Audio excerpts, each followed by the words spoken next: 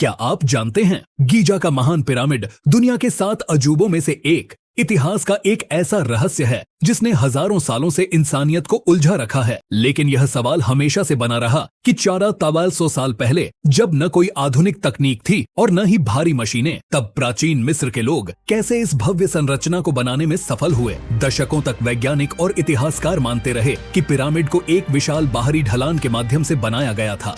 लेकिन फिर आया एक फ्रांसीसी वास्तुकार जीन पियरे हॉडिन, जिसने एक ऐसी क्रांतिकारी थ्योरी प्रस्तुत की जिसने इन पारंपरिक धारणाओं को चुनौती दी। हॉडिन का मानना था कि पिरामिड को अंदर से बाहर की ओर बनाया गया था और यह विचार प्राचीन मिस्र की निर्माण तकनीकों पर एक नई रोशनी डालता है। हॉडिन के सिद्धांत के अनुसार मिस्रियों ने एक सर्पिल रैंप का उपयोग किया जो पिरामिड के अंदर घुमावदार रूप से ऊपर चढ़ता था। यह रैंप पिरामिड की संरचना के भीतर छिपा हुआ था और इसने मजदूरों को भारी पत्थरों को ऊपर की मंजिलों तक पहुंचाने में सहायता दी।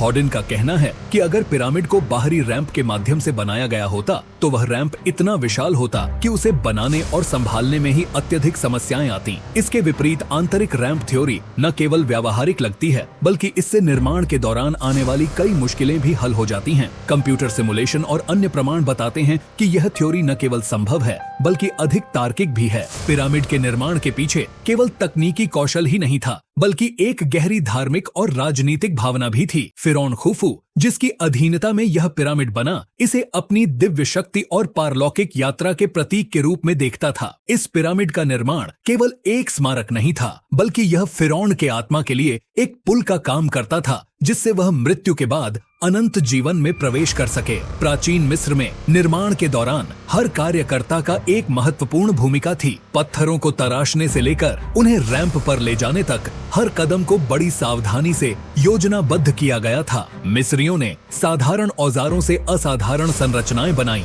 और हॉडिन के सिद्धांत से हमें उनके निर्माण कौशल का एक नया दृष्टिकोण मिलता है। हॉडिन की थ्योरी के अनुसार पिरामिड के भीतर छिपी इस रैंप की उपस्थिति कई सवालों का जवाब देती है। पिरामिड के अंदरूनी भागों में पाए गए कुछ असामान्य स्थानों को अब इस दृष्टिकोण से देखा जा सकता है कि वे इस आंतरिक रैंप का हिस्सा थे। हॉडिन ने यहाँ तक कहा कि कुछ खाली स्थान और बंद गैलरी इस रैंप के हिस्से हो सकते हैं जो अभी तक खोजे नहीं गए हैं। प्राचीन मिस्र में पिरामिड केवल एक मकबरा नहीं था, यह एक रहस्यमय संरचना थी जिसमें अनगिनत गूढ़ सिद्धांत छिपे थे। फिरौन खुफू की आत्मा के लिए यह एक मार्ग था, लेकिन क्या यह आंतरिक रैंप वास्तव में उसके रास्ते का हिस्सा हो सकता है? यह प्रश्न हॉडिन की खोज को और भी अधिक रोमांचक बना देता है। आज हम जिन रहस्यों को उजागर करने का प्रयास करते हैं वे हमें हमारे अतीत से जोड़ते हैं। महान पिरामिड का यह रहस्य हमें सिखाता है कि किस तरह मानव जाति अपनी सीमाओं से परे जाकर असंभव को संभव बना सकती है। यह न केवल एक अद्वितीय वास्तुशिल्प चमत्कार है बल्कि यह उस अनंत जिज्ञासा का प्रतीक भी है जो हर युग में इंसानों को आगे बढ़ने के लिए प्रेरित करती है। अगर आपको यह वीडियो पसंद आई हो तो इसे लाइक और सब्सक्राइब करें और कमेंट्स में हमें अपने विचार जरूर बताएं। हम आपके साथ और भी कई रोमांचक और रहस्यमय ऐतिहासिक कहानियों को साझा करते रहेंगे।